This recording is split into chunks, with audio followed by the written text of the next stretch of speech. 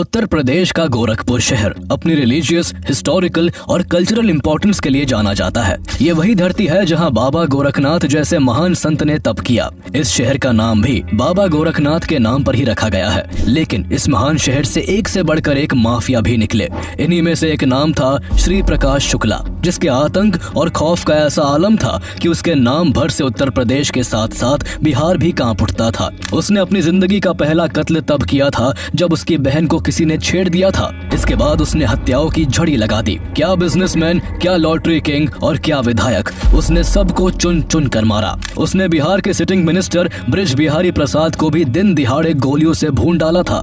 वो इतना निर्मम और खूंखार था कि हत्या करते समय वो गोलियों की गिनती तक भूल जाता था। जहां उसने एक लॉटरी बिजनेसमैन को 80 गोलियां मारी, तो वही उत्तर प्रदेश के विधायक वीरेंद्र प्रताप शाही को 105 गोलियों से छलनी कर दिया। केवल 24-25 साल की छोटी सी उम्र में उसने क्राइम की दुनिया में वो मुकाम हासिल कर लिया कि पुलिस से लेकर नेता तक सब उसके नाम से कांपने लगे। लोगों में उसका इतना खौफ था कि पब्लिक में उसकी एक भी तस्वीर नहीं थी। उसने खुली धमकी दे रखी थी कि जो कोई भी उसकी तस्वीर पुलिस को देगा, उसको वो 24 घंटे के अंदर मार देगा। वो अमर होना चाहता था, इसलिए उसने एक तांत्रिक के कहने पर 101 लोगों को मारने की कसम खाई थी और उसने 86 लोगों को मार भी डाला था। वो इतना बेखौफ था कि उसने उत्तर प्रदेश के sitting chief minister Kalyan Singh को मारने की 6 करोड़ रुपए की सुपारी लेकर पूरे देश में हड़कंप मचा दिया था। आइए जानते हैं कि कैसे एक छोटे से गांव का लड़का यूपी का सबसे खतरनाक गैंगस्टर बना।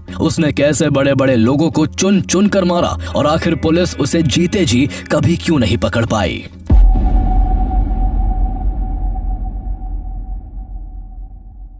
श्री प्रकाश शुक्ला का जन्म 6 अक्टूबर 1973 को उत्तर प्रदेश के गोरखपुर जिले के मामखोर गांव में दशहरा के दिन हुआ था। उसका बचपन का नाम शिव प्रकाश शुक्ला था, लेकिन आगे चलकर वो श्री प्रकाश के नाम से फेमस हुआ। श्री प्रकाश शुक्ला 5 भाई बहनों में सबसे छोटा था, इसलिए घर में उसे सबसे ज्यादा दुलार मिला। उसके पिता राम समुज शुक्ला इंडियन एयरफोर्स में अधिकारी थे और रिटायरमेंट के बाद A ग्रेड सरकारी ठेकेदार बन गए थे। उन दिनों गोरखपुर में सिर्फ गिने चुने इंग्लिश मीडियम स्कूल थे, लेकिन फिर भी उसके पिता ने बेटर एजुकेशन के लिए उसका एडमिशन इंग्लिश मीडियम स्कूल में करवाया। हालांकि श्री प्रकाश को इंग्लिश की पढ़ाई रास नहीं आई, इसलिए जल्द ही उसका एडमिशन दाऊदपुर गांव के लोकनायक ज्ञान भारती विद्या मंदिर स्कूल में करवा दिया गया। 1990 के दशक में पूर्वांचल में माफियाओं की तूती बोलती थी। उनके डर के आगे कोई भी बोलने की हिम्मत नहीं कर पाता था। उन दिनों यहाँ क्राइम रेट इतना बढ़ गया था कि गोरखपुर को सेकंड शिकागो तक कहा जाने लगा था। इसी रौब और दबंगई का अच्छा खासा असर पूर्वांचल के युवाओं पर भी पड़ा और इसके प्रभाव से श्री प्रकाश शुक्ला भी नहीं बच सका। बहुत यंग एज में भी जो कोई उसकी बात काटने की कोशिश करता, वो उससे भिड़ जाया करता था। जब वो थोड़ा बड़ा हुआ तो उसके सिर पर पहलवानी का भूत सवार हो गया। उसके परिवार में शौकिया तौर पर पहलवानी करने वालों की कमी नहीं थी, इसलिए उसे किसी ने नहीं रोका। जल्द ही मेहनत और दमदार डाइट के बल पर उसने एक मजबूत कदकाठी बना ली। चौड़ी छाती और लंबे कद वाला श्री प्रकाश जल्द ही अखाड़ों में नाम कमाने लगा और कुछ ही समय में वो इलाके का एक नोटेबल रेसलर बन गया। अगर उसकी पहलवानी आगे भी ऐसे ही चलती रहती तो आज कहानी कुछ और होती, लेकिन साल 1993 में एक ऐसी घटना घटी जिसने उसकी जिंदगी को एक झटके में बदल कर रख दिया। साल 1993 में एक दिन जब श्री प्रकाश शुक्ला की बहन स्कूल से घर लौट रही थी तो गांव के ही एक लड़के राकेश तिवारी ने उसके साथ छेड़खानी कर दी। उसने घर आकर जब ये बात अपने पिता को बताई तो वो कुछ करने के बजाय उस लड़के की पुलिस से शिकायत करने की बात करने लगे, क्योंकि वो लड़का उस इलाके के बाहुबली नेता वीरेंद्र प्रताप शाही का आदमी था। लेकिन जब ये बात श्री प्रकाश शुक्ला को पता चली तो उसका पहलवानी खून उबाल मारने लगा। वो पूरे गाँव में राकेश तिवारी को ढूंढता रहा और जैसे ही उसे वो मिला, श्री प्रकाश ने उसे पटक कर जमीन पर गिरा दिया और तब तक पीटता रहा जब तक उसकी मौत नहीं हो गई। केवल 20 साल की उम्र में पहला मर्डर करने के बाद ही श्री प्रकाश शुक्ला को पुलिस ढूंढने लगी। पुलिस के अलावा एक और शख्स था जो उसे बड़ी शिद्दत से खोज रहा था। ये उसी इलाके के बाहुबली विधायक हरिशंकर तिवारी थे, जो श्री प्रकाश शुक्ला को उसकी दिलेरी का इनाम देने के लिए ढूंढ रहे थे। हरिशंकर तिवारी वीरेंद्र प्रताप शाही के कट्टर दुश्मन थे और उन्हें श्री प्रकाश शुक्ला अपने काम का आदमी लगा। इसलिए उन्हें जैसे ही श्री प्रकाश शुक्ला मिला, उन्होंने उसे पुलिस की पकड़ से दूर रखने के लिए 4 महीने के लिए बैंकॉक भेज दिया ताकि मामला ठंडा पड़ जाए। लेकिन जब कुछ महीनों बाद श्री प्रकाश शुक्ला बैंकॉक से गोरखपुर लौटा तो वो और ज्यादा बेखौफ हो गया था। शुरू से ही उसका मन पढ़ाई में कम और रंगबाजी में ज्यादा लगता था, इसलिए अब उसने ठान लिया कि वो पूरे पूर्वांचल का नंबर 1 माफिया बनेगा। गोरखपुर नॉर्थ ईस्टर्न रेलवे का हेडक्वार्टर है और उस समय इस जोन में लखनऊ और वाराणसी के अलावा बिहार के समस्तीपुर और सोनपुर जैसे बड़े रेलवे स्टेशनों के भी टेंडर जारी होते थे। ऐसे में बिहार के बाहुबली विधायक सूरजभान सिंह को काफी घाटा सहना पड़ता था। जब भी सूरजभान सिंह के आदमी गोरखपुर टेंडर लेने जाते तो यूपी के बाहुबली विधायक वीरेंद्र शाही के आदमी उन्हें पीट कर भगा देते। रेलवे टेंडर में वीरेंद्र शाही का दबदबा बढ़ता देख उनके कट्टर दुश्मन हरिशंकर तिवारी ने बिहार के विधायक सूरजभान सिंह को सपोर्ट करना शुरू कर दिया। इतना ही नहीं, वीरेंद्र शाही को काउंटर करने के लिए उन्होंने सूरजभान सिंह को अपना नया धाकड़ आदमी श्री प्रकाश शुक्ला सौंप दिया और कहा कि अब उन्हें टेंडर उठाने में कोई परेशानी नहीं आएगी। श्री प्रकाश शुक्ला पहले से ही अपने दिल में पूर्वांचल का सबसे बड़ा डॉन बनने की चाहत दबाए बैठा था, इसलिए उसने सूरजभान को अपना गुरु बना लिया और उसके लिए काम करना शुरू कर दिया।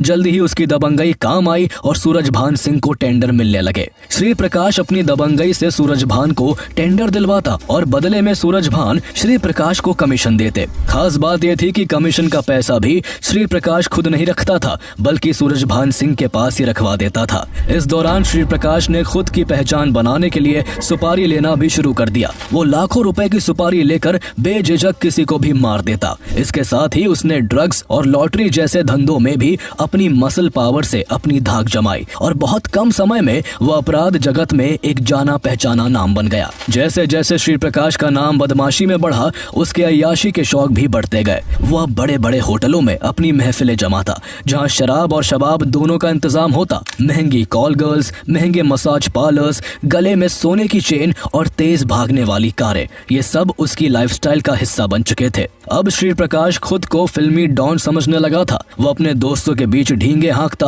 और उन्हें कहता कि वो अब इतना बड़ा माफिया बन चुका है कि हर रोज उसके टेलीफोन का ही खर्चा 5,000 रुपए होता है। हालांकि अंदर ही अंदर वो अपनी हकीकत जानता था। उसे पता था कि यूपी माफियाओं का गढ़ है और यहाँ ऐसे ऐसे दिग्गज है जो उसे महज एक नौसिखिया समझते हैं। वो समझ चुका था कि अगर उसे क्राइम की दुनिया में जमना है तो अपने से मजबूत खिलाड़ियों को चित करना होगा, ताकि जल्दी ही उसके नाम का भौकाल जम जाए। इसलिए उसने पहले सूरजभान से रेलवे ठेकों का पूरा खेल समझा और फिर अपना गैंग बनाकर गोरखपुर आ धमका। वो इतना शातिर था कि अपने गैंग में सिर्फ 3-4 भरोसेमंद लोग ही रखता था, ताकि कम लोग होने के कारण उसके बारे में लोगों के पास काफी कम इंफॉर्मेशन हो और कोई भी पुलिस से उसकी मुखबिरी ना कर पाए।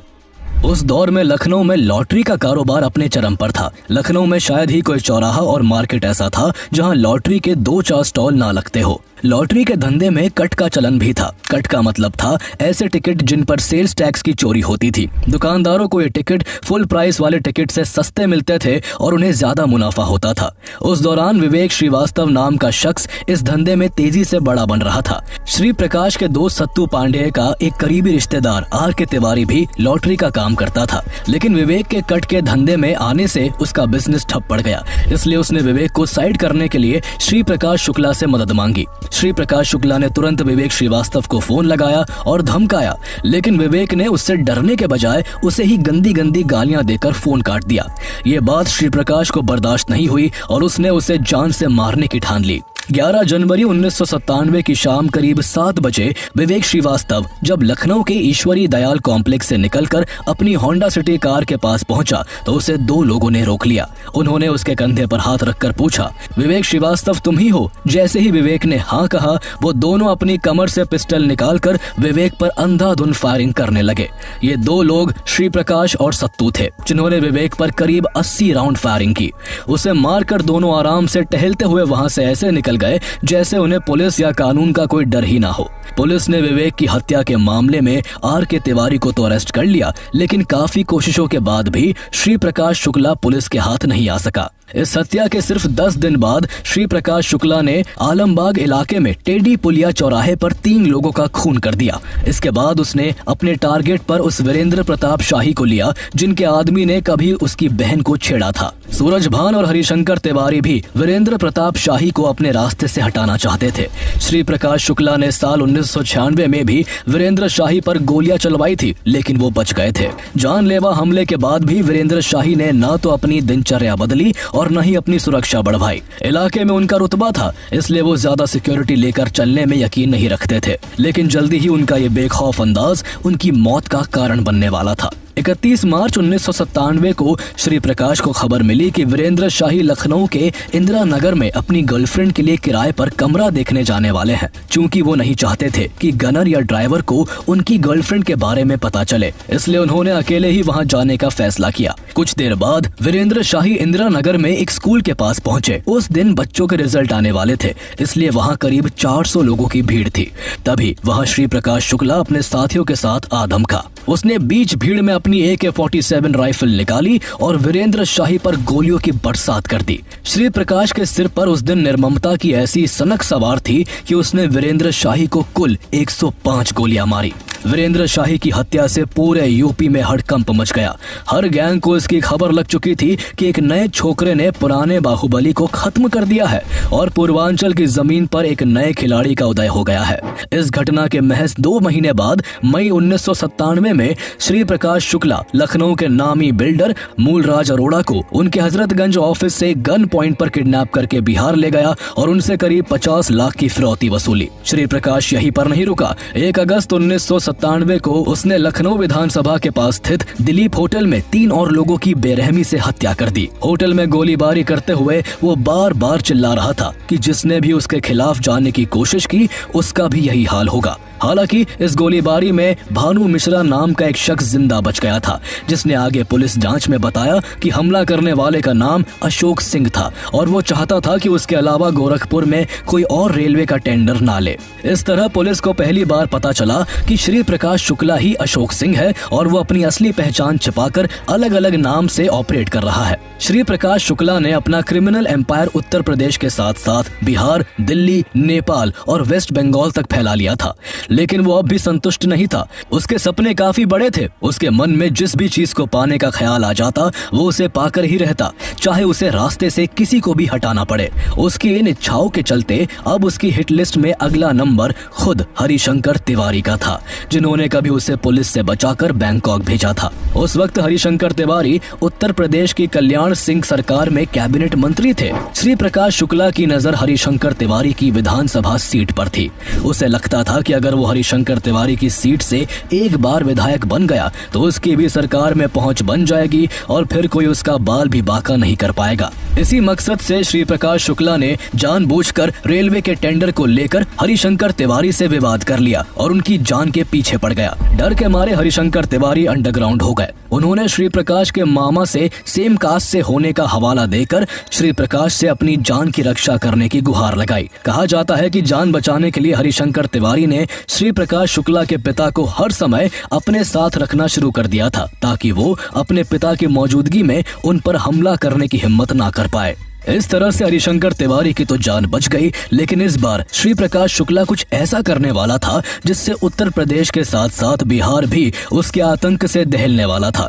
दरअसल उस समय बिहार में बाहुबली छोटन शुक्ला की हत्या की खबर सुर्खियों में थी। कहा जाता था कि उसकी हत्या बिहार में लालू यादव की सरकार में मंत्री रहे ब्रिज बिहारी प्रसाद ने अपने चुनावी फायदे के लिए करवाई थी। इसके कुछ दिन बाद ही छोटन शुक्ला के भाई भुटकुन शुक्ला की भी हत्या कर दी गई। अपने 2 भाइयों की हत्या के बाद उनका छोटा भाई मुन्ना शुक्ला गुस्से से पागल हो उठा और उसने अपने भाई की चिता की राख से तिलक लगाकर कसम खाई कि वो अपने भाइयों की मौत का बदला ब्रिज बिहारी प्रसाद की हत्या करके लेगा। हालांकि ब्रिज बिहारी प्रसाद खुद भी एक बाहुबली नेता थे और बिहार सरकार में मंत्री थे, इसलिए उन्हें मार पाना मुन्ना शुक्ला के अकेले के बस की बात नहीं थी। श्री प्रकाश शुक्ला से उसकी दोस्ती थी, लेकिन वो श्री प्रकाश शुक्ला से मदद लेने में कतरा रहा था कि कहीं वो मना न कर दे। उसी दौरान ब्रिज बिहारी प्रसाद ने अपनी पहुंच का इस्तेमाल करते हुए अपने एक और ओपोनेंट सूरजभान सिंह को भी जेल भिजवा दिया, जिन्हें श्री प्रकाश शुक्ला अपना गुरु मानता था। ब्रिज बिहारी प्रसाद इतने पर नहीं रुके, उन्होंने सुपारी देकर सूरजभान को जेल में ही जहर देकर मरवाने की कोशिश की, लेकिन किसी तरह सूरजभान को इसकी खबर लग गई और वो बच गए। अब सूरजभान के लिए ब्रिज बिहारी को रास्ते से हटाना जरूरी हो गया था। उन्होंने तुरंत मुन्ना शुक्ला से कांटेक्ट किया और कहा कि वो ब्रिज बिहारी प्रसाद को मारने की तैयारी करे। इस बार उसका साथ श्री प्रकाश शुक्ला देगा। सूरजभान का साथ मिलने से मुन्ना शुक्ला के लिए अब लड़ाई बराबरी की हो चुकी थी। अपने आका का ऑर्डर मिलते ही श्री प्रकाश शुक्ला भी एक्टिव हो गया और ब्रिज बिहारी प्रसाद को मारने के लिए एक अच्छे मौके की तलाश करने लगा। कुछ दिनों बाद ब्रिज बिहारी प्रसाद की तबीयत काफी खराब हो गई और उन्हें अपना ट्रीटमेंट करवाने के लिए पटना के IGIMS में भर्ती होना पड़ा। इसके बाद 11 जून 1998 को श्री प्रकाश शुक्ला अपने साथी अनुज प्रताप सिंह और सुधीर त्रिपाठी के साथ पटना पहुंचा। वहां मुन्ना शुक्ला ने उसे AK-47 और पिस्टल मुहैया करवाई। सभी तैयारियां पूरी हो जाने के बाद श्री प्रकाश शुक्ला ने खुद को फर्जी तरीके से उसी हॉस्पिटल में भर्ती करवा लिया। 13 जून 1998 को ब्रिज बिहारी प्रसाद किसी काम से अपनी लाल बत्ती वाली कार से बाहर गए हुए थे। जैसे ही ब्रिज बिहारी प्रसाद वापस हॉस्पिटल आए और गाड़ी से उतरकर IGIMS की ओर जाने लगे, श्री प्रकाश शुक्ला और उसके 3 साथियों ने उन पे ताबड़तोड़ गोलियां बरसाकर उनकी हत्या कर दी। भारी सुरक्षा के बीच एक मिनिस्टर की हत्या से पूरे बिहार में सनसनी मच गई। श्री प्रकाश पहले से ही यूपी पुलिस के निशाने पर था, लेकिन मंत्री ब्रिज बिहारी प्रसाद की हत्या के बाद अब बिहार पुलिस भी उसके पीछे लग गई। जैसे जैसे श्री प्रकाश शुक्ला के अपराध का ग्राफ बढ़ता गया, पुलिस की फाइलों में भी उसके गुनाहों के पन्ने मोटे होते चले गए। लेकिन हद तो तब हो गई जब उसने यूपी के sitting chief minister Kalyan Singh की हत्या की 6 करोड़ रुपए में सुपारी लेकर सनसनी फैला दी। इस खबर से पूरे प्रशासन के हाथ पांव फूल गए। मुख्यमंत्री कल्याण सिंह को भी जब अपनी सुपारी की बात पता चली तो वो भी बहुत बेचैन हो गए। उन्होंने फौरन IPS ऑफिसर अजय राज शर्मा को आदेश दिया कि कुछ भी करके श्री प्रकाश शुक्ला को पकड़ा जाए। इसके बाद श्री प्रकाश शुक्ला को पकड़ने के लिए IPS अजय राज शर्मा ने एक स्पेशल टास्क फोर्स तैयार की,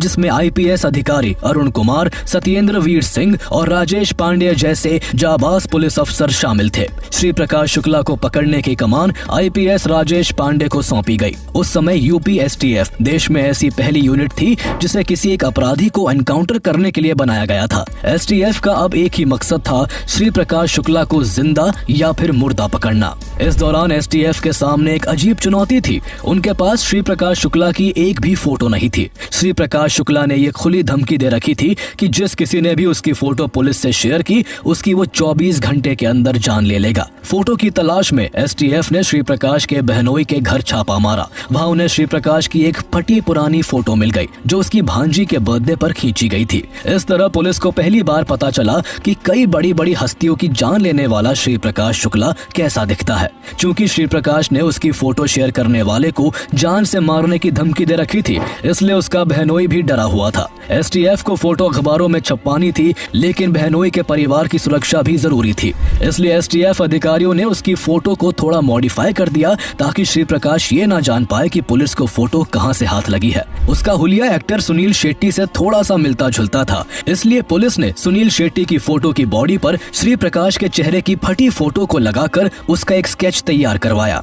उस स्केच का कलर प्रिंट निकलवाकर उसे सारे पुलिस स्टेशनों में भेजा गया और अखबारों में छपवाया गया। जब श्री प्रकाश ने अखबार में अपनी फोटो देखी तो वो चौंक गया। उसने देखा कि फोटो में चेहरा तो उसी का है, लेकिन बॉडी किसी और की है। श्री प्रकाश शुक्ला की फोटो मिलने के बाद STF उसे ढूंढने में जुट गई। अगस्त 1998 के आखिरी हफ्ते में पुलिस को पहली बड़ी लीड मिली। पता चला कि दिल्ली के वसंत कुंज में श्री प्रकाश ने किराए पर एक फ्लैट लिया है और फोन के जरिए वो अपना धंधा चला रहा है।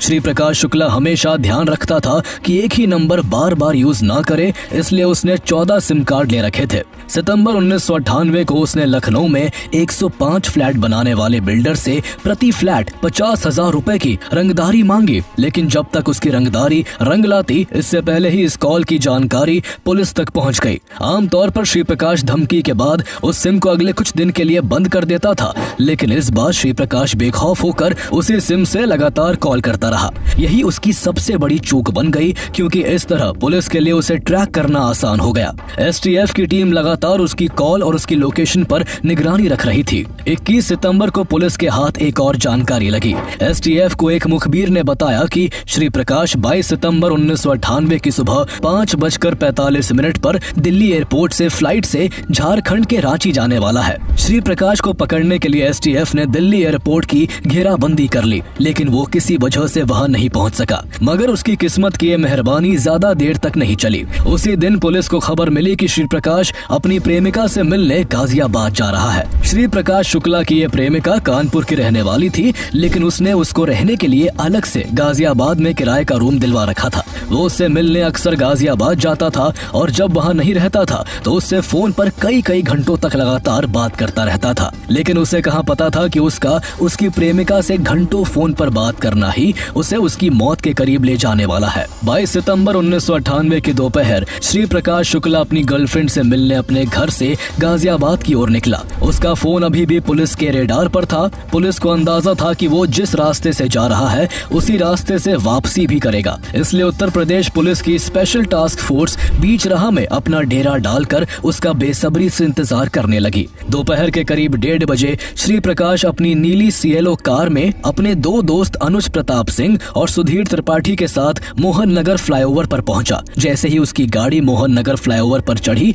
तभी एसटीएफ की गाड़ियां उसके पीछे लग गई। कुछ ही देर में श्री प्रकाश शुक्ला को भी शक हो गया कि उसके पीछे पुलिस है। उसने साइड मिरर में झांका और देखा कि उसके पीछे पुलिस की 5 गाड़ियां हैं। श्री प्रकाश को यह बात पता थी कि पुलिस उसके एनकाउंटर से भी गुरेज नहीं करेगी, लेकिन इसके बावजूद सरेंडर करने का ख्याल भी उसके जहन में नहीं आया। उल्टा उसने आईपीएस राजेश पांडे को फोन लगाया और उन्हें उनके पूरे परिवार सहित जान से मारने की धमकी देने लगा। लेकिन इसके बावजूद राजेश पांडे बिना डरे उसका पीछा करते रहे। अब आखिरी दौड़ शुरू हो चुकी थी। श्री प्रकाश शुक्ला ने अपनी गाड़ी की रफ्तार और तेज कर दी, लेकिन तभी इंस्पेक्टर वीपीएस चौहान ने अपनी जिप्सी उसकी कार के आगे अड़ा दी। बच निकलने की फिराक में श्री प्रकाश शुक्ला ने अपनी गाड़ी तेजी से बाई ओर काटी और यूपी आवास विकास कॉलोनी की तरफ दौड़ा दी। एसटीएफ की गाड़ियां भी उसके पीछे उतनी ही तेजी के साथ भागी और करीब 1 किलोमीटर पीछा करने के बाद पुलिस ने उसे चारों ओर से घेर लिया। बचने की आखिरी उम्मीद में श्री प्रकाश ने अपनी रिवॉल्वर निकालकर फायरिंग शुरू कर दी। बदले में आधुनिक हथियारों से लैस एसटीएफ के जवानों ने भी जवाबी फायर किया। श्री प्रकाश शुक्ला और उसके साथियों ने पुलिस के ऊपर 14 राउंड फायर किए, जबकि बदले में पुलिस ने उन पर 45 गोलियां दागी और कुछ ही मिनटों में श्री प्रकाश शुक्ला को उसके साथियों समेत मार गिराया। इसके साथ ही श्री प्रकाश शुक्ला नाम का चैप्टर समाप्त हो गया। हालांकि पुलिस को श्री प्रकाश के खात्मे के लिए पूरे 1 करोड़ रुपए खर्च करने पड़े थे और ये अब तक का पहला ऐसा मामला था जिसमें किसी माफिया के लिए इतनी बड़ी रकम खर्च की गई थी। श्री प्रकाश शुक्ला मर गया, लेकिन उसका नाम आज भी पूर्वांचल के अपराध की दुनिया में डर की तरह लिया जाता है।